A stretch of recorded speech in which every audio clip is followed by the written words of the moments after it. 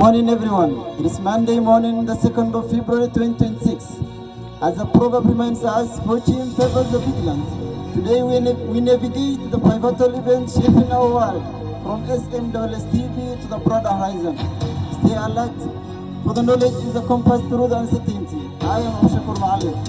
Indeed, a distinguished mandate to all, as another added wisely concerns, he who knows the way avoids the pitfall. We shall eliminate the developments that may reach attention.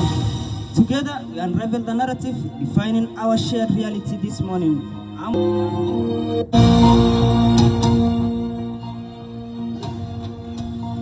Kenya's bond market raises shilling 260 billion boosting domestic finance.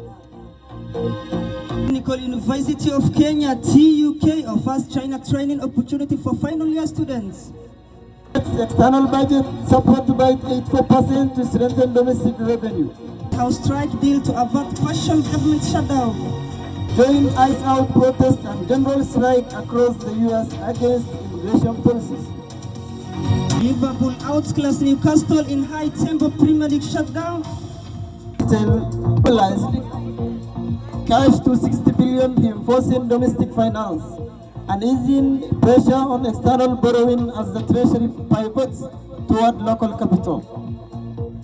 Data is with us in the ground.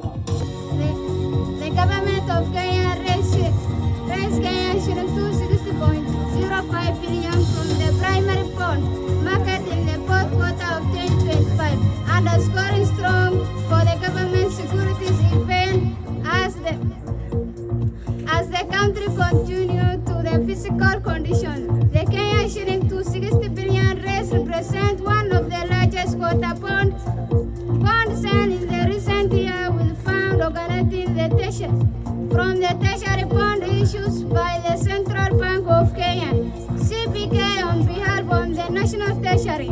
I am Faria Yusuf Adob. The Technical University of Kenya, TUK, has availed China-based training slot for final year students, expanding global exposure and sharpening technical competence. Our reporter chief has more details on that. The Technical University of Kenya, TUK, has announced a new China training opportunity for its final year students, making a major boost in international academic exposure. According to a statement released by the university, the program is a part of corporate partnership between TUK and selected Chinese institutions. The training will focus on technical skills, innovation, and practical industries experience, giving students a hands-on exposure to advanced technological and global work standards. And I'm your reporter Abdi Fatah Ahmad from the Voice of Shafshafai Mix in the bracket SMSS. Budget support by 84%, signaling a strategic shift towards self-reliance through strengthened domestic revenue collection. Uganda has sharply. The U.S. Senate and White House reached a last-minute accord, narrowly averting a partial government shutdown and stabilizing federal operations. Our reporter Hassan Abdi has full updates on that. Senate strikes a last-minute deal with the White House to keep most of the funding federal government funded by Steve Wider. Senate strikes a last-minute deal with the White House to keep most of the federal government funded by Steve Wider shutdown, agreeing to pass a package of spending bills that will fund agencies through the end of September, while temporarily extending funding for the Department of Homeland for 2 weeks. The agreement comes after intense negotiation between Senate Democrats and the White House, driven in part by disputes over immigration enforcement policies and calls for reforms to agencies such as immigration and customs enforcement. The Senate approved the compromise with strong bipartisan support, but limiting issues meant for funding still lapsed early Saturday because the House of Representatives, which is out of session, had not yet taken up the reversed bills. Lawmakers are expected to return Monday to vote on the package, and if approved and signed by the President soon, the shutdown's impact could be brief. Nationwide coupling protests with a general strike to challenge current immigration policies. Our reporter Mustafa Akrama has written.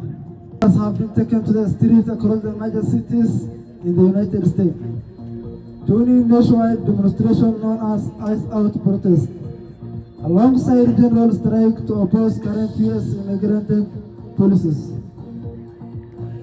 The demonstration target of U.S. Immigration to Customs Enforcement (ICE), which is responsible for immigration enforcement, detention and deportation of undocumented migrants. Protests are demanding an end of what they describe as harsh deportation practice, family separations and detention of immigrants. Cities include New York, Los Angeles, Chicago, San Francisco, and Washington, D.C. So large crowd gathering outside General Building in the Great Courts. And ICE officers, demonstrators carried players reading abolished ICE. Immigrants are welcome to no one is illegal. In addition of secret organizers called for general strike, urging workers, students, and business owners to halt normal activities as a sign of resistance. Some workplaces closed temporarily, while students kept classes to show solidarity with immigrants community. Activists argue that current immigration policies disproportionately affect Latino Africa and asylums.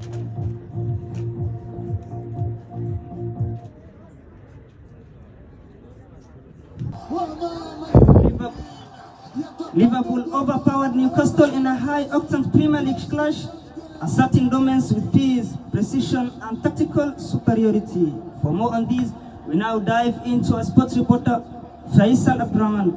Refer to Liverpool native 4-1 victory over Newcastle United at Anfield played on Sunday, 31st, 2026.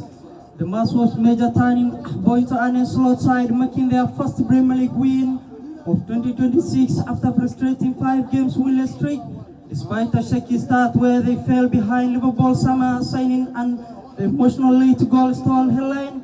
The stoppage time, Ibrahim Konate returned the squad after being recent passing of his fathers. He scored the first goal following a mistake by Nick Pope. I'm your reporter, Faisal Abdurrahman.